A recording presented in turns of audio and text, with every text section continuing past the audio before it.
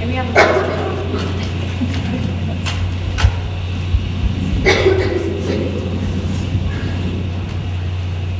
Leslie Lewis is the author of Landscapes 1 and 2, a collection of poetry published last year by Alice James Books, and Small Boat, which won the 2002 Iowa Poetry Prize. Many of her poems have appeared in prestigious journals, including American Letters and Commentary, Northern New England Review, Old Crow, Green Mountains Review, Barrel Street, Slope, Sentence, and Pool. She teaches literature and writing at Landmark College in Vermont and lives in New Hampshire.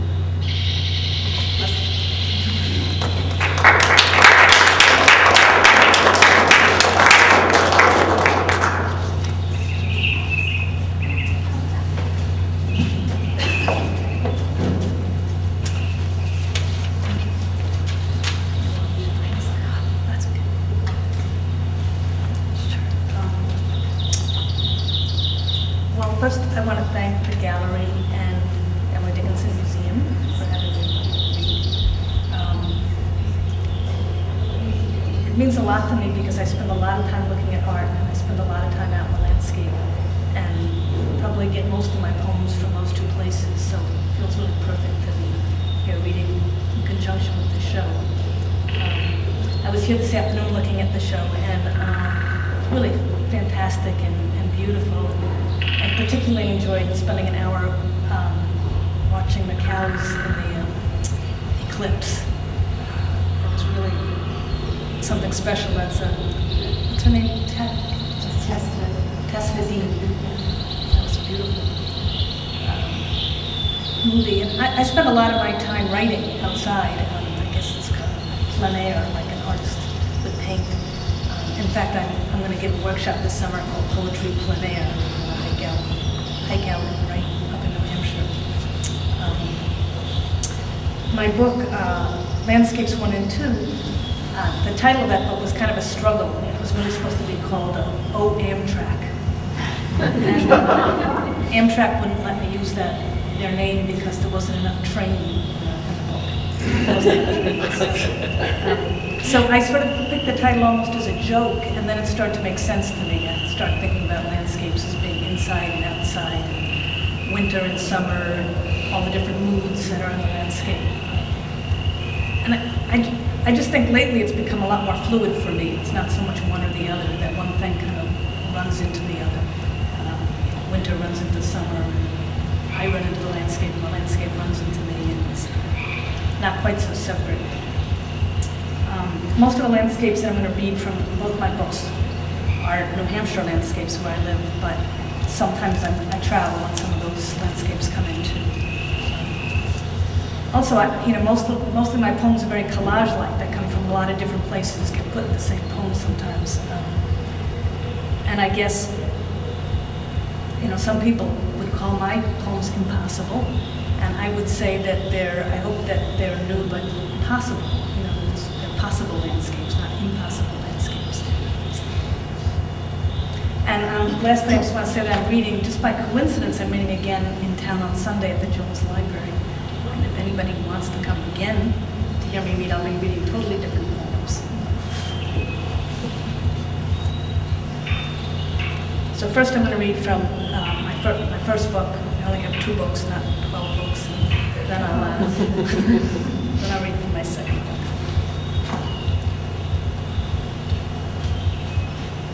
Light in the field. Sun, like gun cracks, descends. We attempt to mount the various shades of asters, vetch, truck tracks, and overgrowth. The effort runs itself to the ocean, and foams and froths, and caps itself in immensity, and does not, no, never rests. Hearkening to the call, we want to leave our lives and go on without them. It's an illness, and we're not to blame for these times.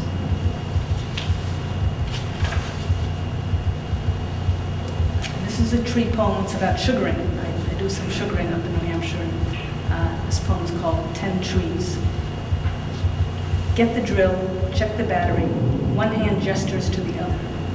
It's a single act of attention to recognize a maple and drill the hole. You think in birds were like the insides of a wild horse. You use substance tools, whatever, a transparent wash and matches. From young trees, sap runs with gusto. Wiser trees consider running. You'll have to check back tomorrow. You cross country to Lily Pond, rushing back to check the sap flowers. The sap pings in the buckets like it's tomorrow. You sit under a bare-clawed tree, imagining other choices. You hyper-focus on each dribble of seeping, and each sip is bleeding. Tomorrow will become no longer vacant. Overnight, the running will stop. Meanwhile, put a woman, a man, and a hat in the picture. Also some flowers and a mule.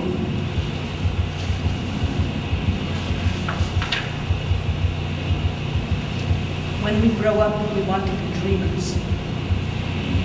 We started out in the city and drew the buildings square-like. We became oppressed by all the rectangles. Next we know, we're out of town. Tonight's the blue moon simpering into its radical old face.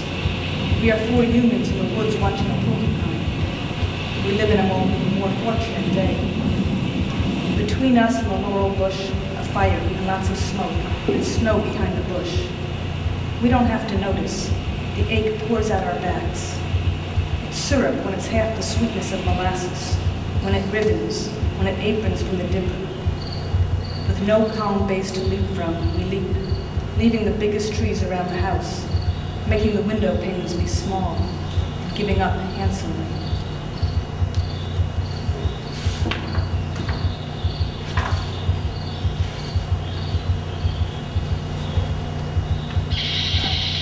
The beginning of this poem started on a walk where somebody was guarding their garden or keeping the birds out of it by hanging CDs, music CDs from posts. I thought that was so strange. It's where the poem starts. It's called An Hour Back. When you find the plum trees fenced with posts, waving music CDs, the youthful forest and the cows skirt them. Time is a rabbit. Lie down and release this odd urge and odd doing. The thought is a suddenly discovered small whole number hiding between the 5 and the 6. Time is a big number. It's not an adequate expression. There's still the juniper, the grass, the pines. Still the sky ceiling when you open your eyes in the ward. Still winds blowing seeds, weeds scattered in plops. Still beauty. I am a complete head, done with its turmoil, thinking.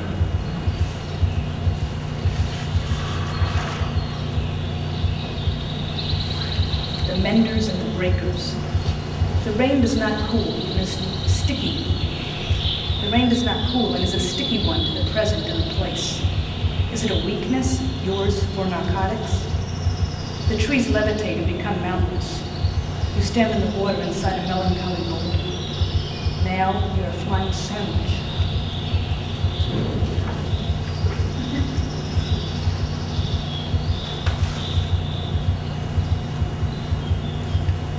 In the mind of a dragonfly. I am what goes on in the mind of a dragonfly, that small and urgent. I take my bike to the Orchard Hill. I go to sleep there. I wake up. I am the wind, that big and invisible. I roll over. I am too hot. I walk. I am a path in the woods. I walk downhill to a farm with a pond. I see no cows. I walk uphill to my jacket and helmet baking in the sun. I am my jacket and helmet baking in the sun. I eat my nectarine. I am where my nectarine comes from, far away. I am all the things I take the time for, and what I am is not that important to hold on to anymore. I take off my shirt. I am my body in the sun. I think about swimming. I am the thought of swimming.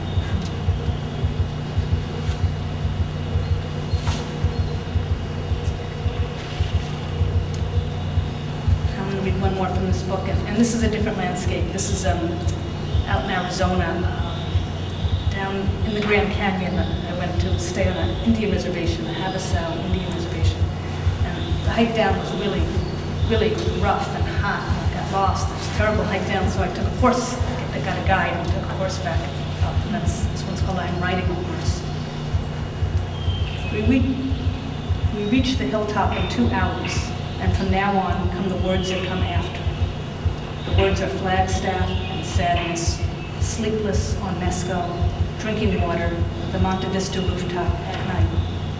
The words that come before are desert hike, no water, lost, hot, horse bones, dog with an eye hanging out early morning on the bench, the begging puppies, waterfalls and water running. The Havasupai come out of their houses in the morning, prop open their windows and sit in their doorways. I'm getting closer to it. I am on the day of it. I have on the right clothes to ride in. The guide's name is Tam. He lets the pack horses run loose on ahead. I'm very close to it now. Another Havasupai joins us, lets his pack run on ahead without him. They hang behind. They pass the pipe. They ask me, do I want to hit? And this is it now, what I wanted to say. I'm riding a horse with two Havasupai between Red Canyon walls, and the sky between the walls is very blue.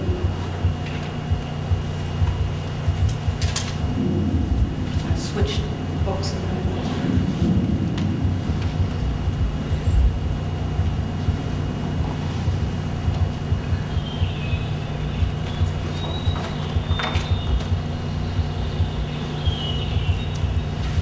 This poem is called Five Little Landscapes, and they're short, and they each have a little subtitle.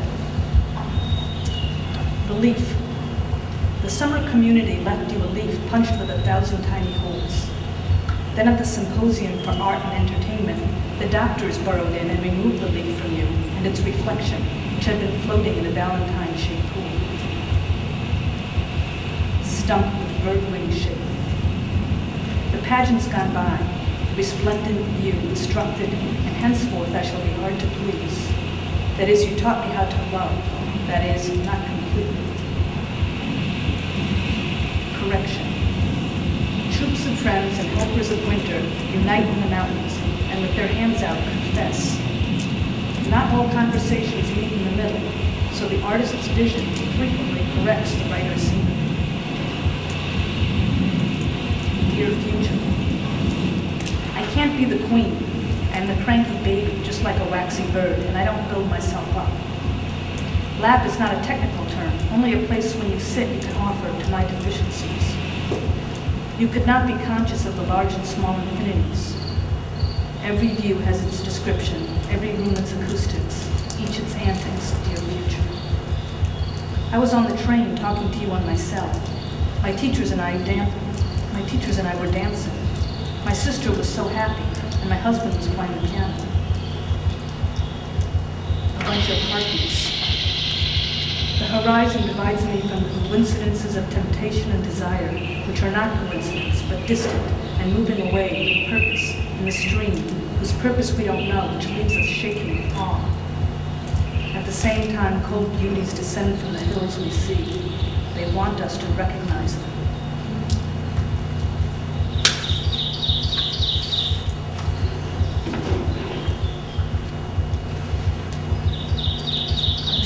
Flight of the Zeppelin. And the Zeppelin, I didn't know this, but it's like a blimp. It's not around so much anymore. But Flight of the Zeppelin. Where did my boots go? Do I only imagine I had boots? Where is Balzac going with Swedenborg? I'll study harder. I'll build a larger brain cottage of brain planks by the woodland pool with those circles that ripple my reflected world. Surprising myself from the bank, I'll dive into it. It's a long trip, and deep, the water is sky.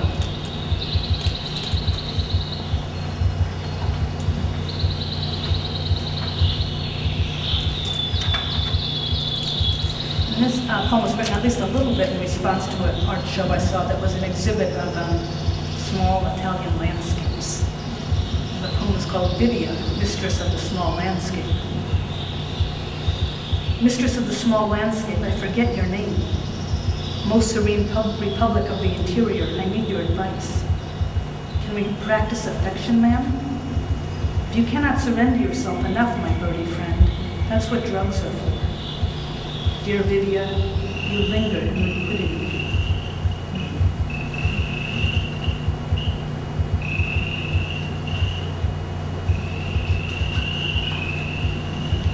Theory of sustenance.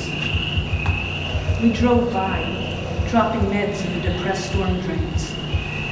The horizon was depicted to pretend at some distance, not flat infinity in your face. If you loved some person, if it were simple, you'd know it. You'd stand corrected and sober. If you wore black and white and thought your experience worth writing about, worth reading about, you'd be wrong on both counts. I am an expert. Not that I can copy anything great, but I have learned to fathom as if it were a very pure form of long-necked loving. Wouldn't it be wise to be sharp and weigh our lives in this moment before extreme life bursts loose on the wetlands?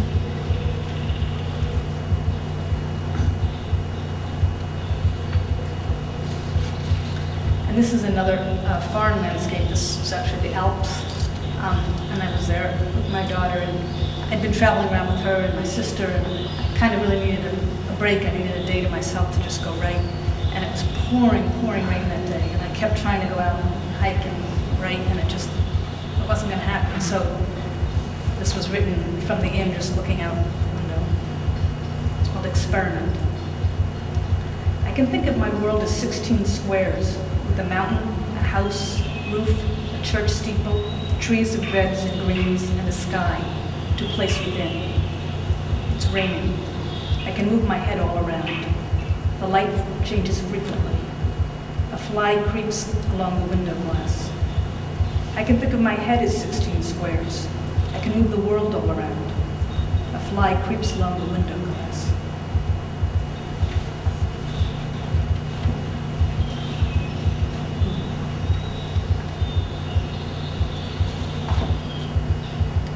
New views. Romantic adventures, free of habit yet with reasons, approach on the air. We're carrying some guilt, or else a chipmunk should eat the cat. Along comes some magic band-aids. Moss grows on some rusted mushrooms. The view does not consider us. How quickly new views become us.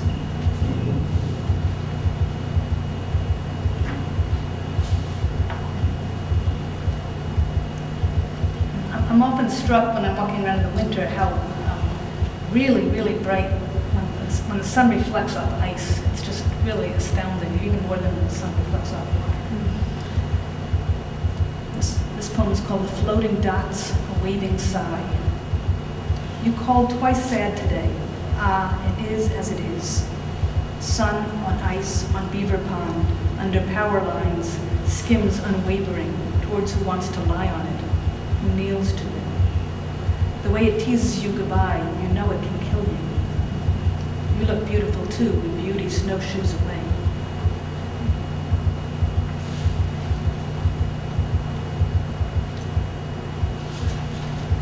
Dusk. She comes in minute increments in the temple forest. Her story's a mess, her plight misted. Her forced apple blossom form is flit with crying trumpets. She finds nothing but a cabin, sheltering Dostoevsky and me. Leaning into her is at least specific. That's all it takes for her to speak through me, to me.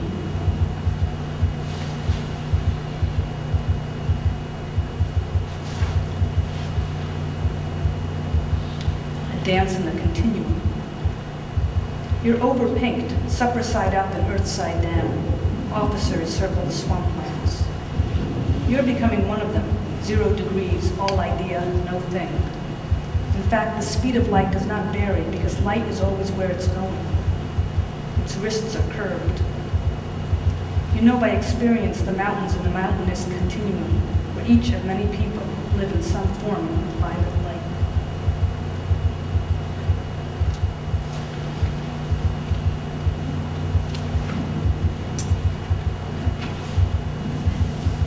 I'm going to read 2 parts of a longish poem and then one new poem to end. And this longish poem is called The Moon is Over Alstead. Alstead is a town I live in. It does seem appropriate to read a moon poem in this room. And this poem took me a year to write. And it's got all the seasons in it. And anyway, there are 2 sections I'm going to read are sort of in the middle of it. There are sections 7 and 8. And they have kind of the dead of winter, and then maybe just the very tiny beginning of spring starting to show.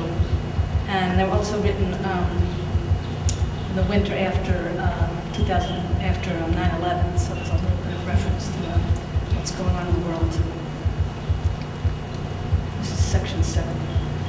The ponds, a white field depression in the landscape, deep in our chests, but massive cold climates strengthen the endurance muscles to achieve excellent hazardous living, such as by the great philosophers of America.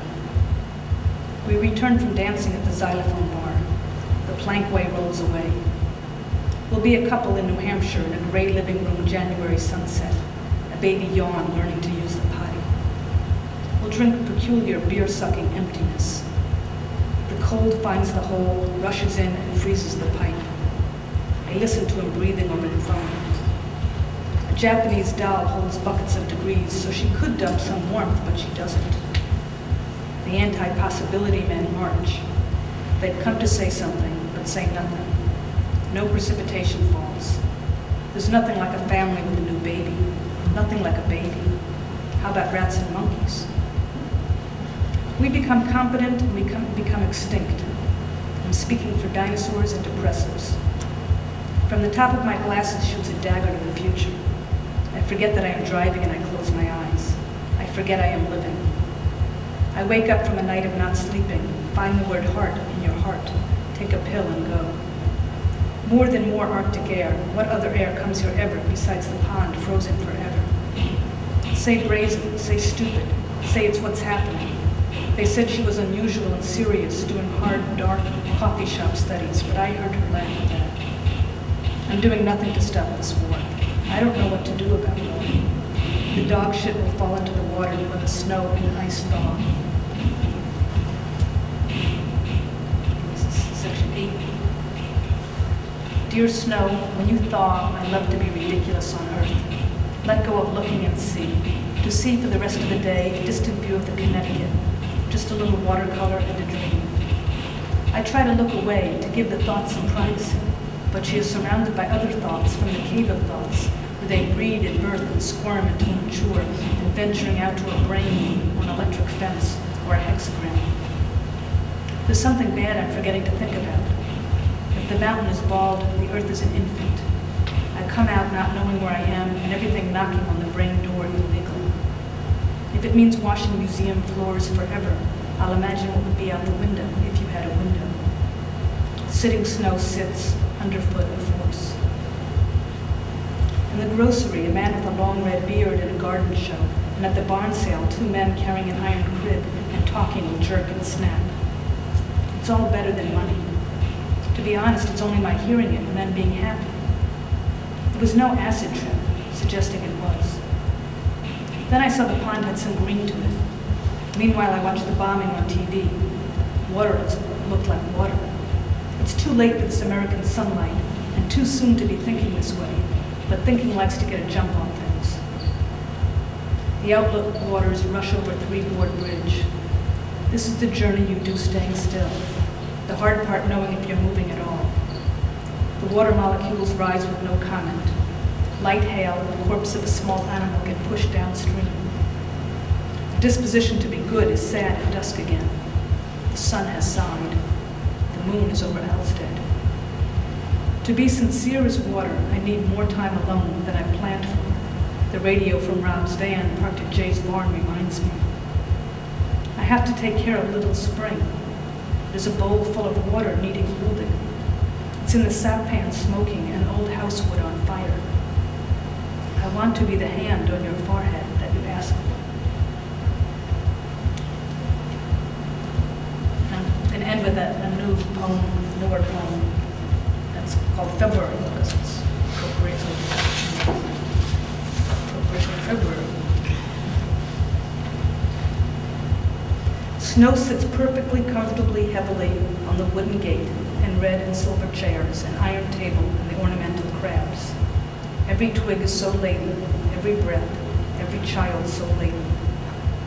We're expecting the spring return of tiny fellow eagernesses, but if retention of foliage through the winter may prove under such wet and heavy snow conditions to be something of a liability, then why be an evergreen or a false positive? Once a man was born sick in his mother's pathway, an infant fully furred like a mind already alert at dawn. He bears all his days a carnival depression in his cheeks. Once a woman we found in the cold woods looking for mushrooms. She sees on the hill the men with no hats in a line, or have they lost their heads in the war? She carries home the men on her back because they beg her to repeatedly. They will settle into pools, slobbering and grateful and turning into frogs. And to see, if not to say, there's if not worlds, then what? Then a small trailer by the river. Then February is that hard-working woman carrying the loads of wood. Then the men with no hats sit to watch the train, and one of them dances, crazy, in applesauce. Thanks.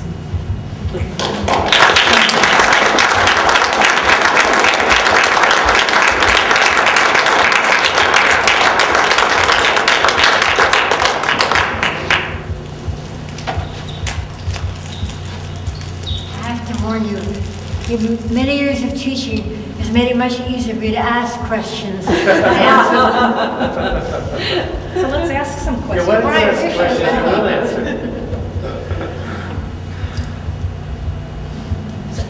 Has anybody seen the cows in the eclipse? Yeah. It's really something.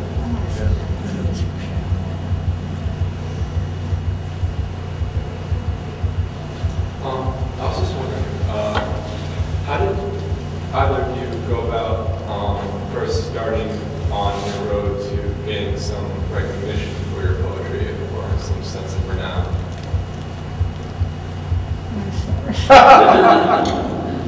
Well, I waited till I was about 50 till I got any recognition or renown, so it was a long road. I just kept writing and writing and writing just because I wanted to write. Sending things out, sending things out, sending things out. You won't get better advice than this. That's really is it. You have to write a lot and you have to send things out a lot, I think. Yeah, there's a lot of rejections, and that's part of the whole process. But I always think it helps if you're more interested in what you are working on than what happens to it. And that's hard to do sometimes. A lot of things come back. But if you can maintain that balance, it does help. I used to think when I was sending things out that I needed 100 rejections before I would get acceptance. That's what I told myself, so that I got excited when I started getting 37, 38. So it was like I was getting closer. Just imagine there would be a grocery store sale. You could redeem these rejections. Or something, pens, paper, something. Right. No one seems to have ever thought of doing anything with another.